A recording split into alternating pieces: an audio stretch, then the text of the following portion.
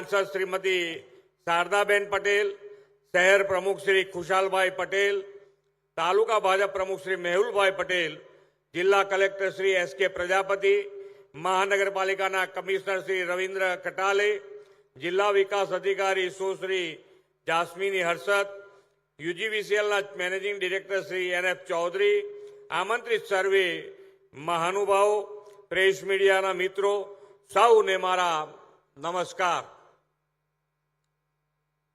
મહેસાણા એકદમ શાંત થઈ જાય કેવી રીતે ચાલે? મહેસાણા એકદમ વાઇબ્રન્ટ રહેલું છે વર્ષોથી. જ્યારે કોઈને રાજકારણમાં ખબર નહોતી પડતી ત્યારથી રાજકારણની સાચી ગટ્સ જો પારખી હોય તો એ મહેસાણાએ પારખી છે.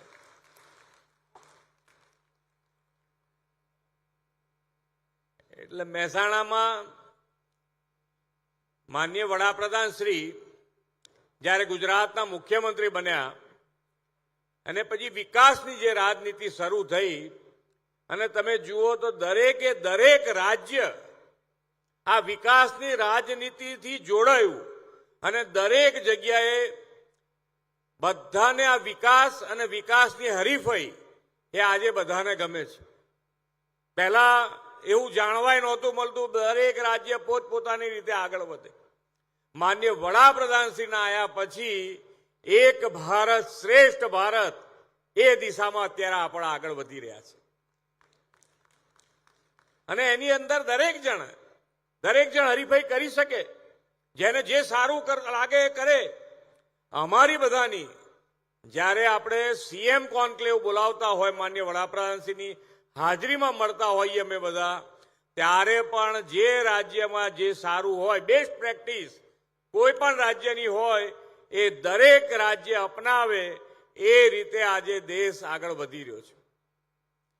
વિકાસની રાજનીતિ અને વિકાસની રાજનીતિમાં મહેસાણા પણ હવે કોઈ રીતે કોઈ પણ મહેસાણામાં આવતું કોઈ પણ ગામ એ હવે શહેરની સુવિધાથી શહેરની જેવી સુવિધાથી વંચિત ના રહે એ પ્રમાણેનો વિકાસ શરૂ થયો છે.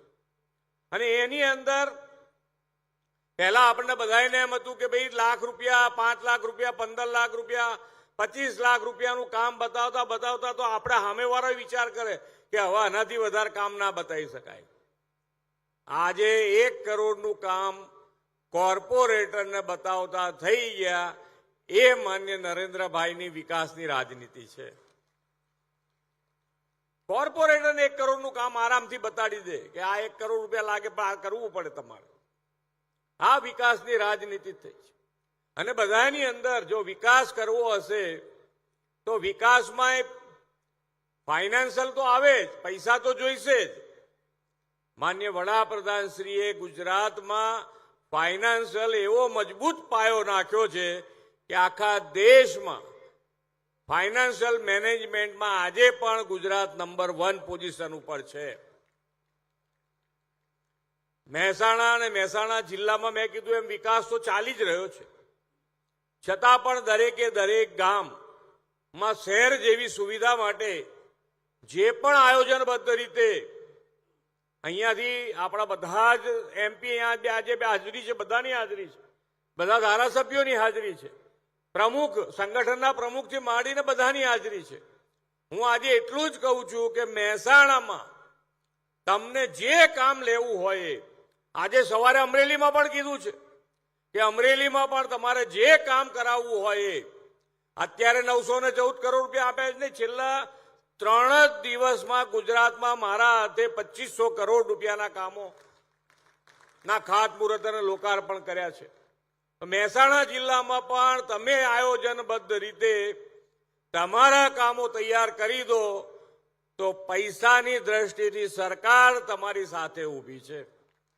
એક પણ કામ તમારું મંજૂર ના થાય એવું નહીં કરીએ. તમારા બધા જ કામ મંજૂર થાય, શહેરની સુવિધા ગામડા સુધી પહોંચે એના માટેનો હર હંમેશ પ્રયત્ન કર્યો છે.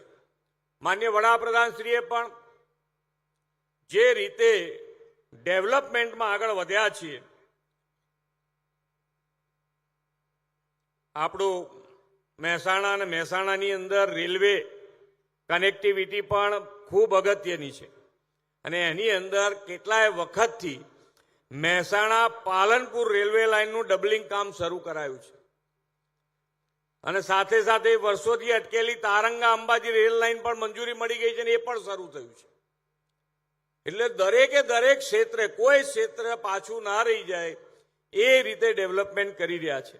વડાપ્રધાન શ્રી મોદી સાહેબનું જન્મ સ્થળ એટલે વડનગરના હોલિસ્ટિક ડેવલપમેન્ટ સાથે આ નગર દેશભરમાં મોડેલ ટાઉન બન્યું છે. હેરિટેજ સંરક્ષણની સાથે Prerna school, archaeological museum, Vadnagar railway સ્ટેશનનો કાયાકલ્પ થઈ રહ્યો છે અને વડનગર પ્રવાસન માટેનું આકર્ષણનું કેન્દ્ર બન્યું છે. ઇન્ફ્રાસ્ટ્રક્ચરના વિકાસના કારણે મહેસાણાના વિકાસને આજે નવી દિશા મળી છે. આ જ્યારે હમણાં રિજિયનલ વાઇબ્રન્ટ કરી આપણે, જે વાઇબ્રન્ટ એકલી ગાંધીનગરમાં થતી હતી, દર 2 વર્ષે હવે દરેક વર્ષે રિજિયનલ વાઇબ્રન્ટ પણ આપણે કરીશું.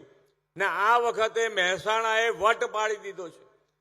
3.24 લાખ કરોડ રૂપિયાના રિજિયનલ વાઇબ્રન્ટમાં એમઓયુ થયા છે. 3.24 લાખ કરોડ રૂપિયાના. એટલે મહેસાણા ઇન્ડસ્ટ્રીઝ માટે પણ આતુરતાથી આગળ વધી રહ્યું છે. આ જિલ્લો ફૂડ પ્રોસેસિંગનું કેન્દ્ર બનવા તરફ આગળ વધ્યો છે અને વોકલ ફોર લોકલનો મંત્ર પણ આ જિલ્લાએ ચરિતાર્થ કર્યો છે.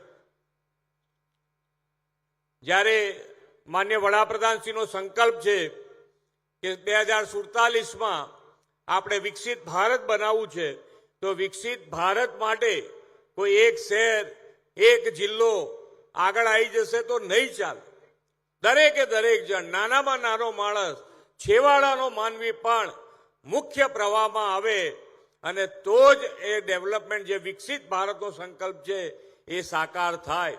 અને એ વિકસિત ભારતનો સંકલ્પ સાકાર કરવા માટે આપણે સૌ સાથે મળી અને વિકસિત ગુજરાત બનાવીએ. વિકસિત ગુજરાત સૌથી મોટી લીડ લઈને એની અંદર આગળ વધે, એના માટે આપણે સૌનો સાથ ને સહકાર મળતો રહેશે એવી અપેક્ષા સાથે વિરમું છું. ભારત માતા કી જય.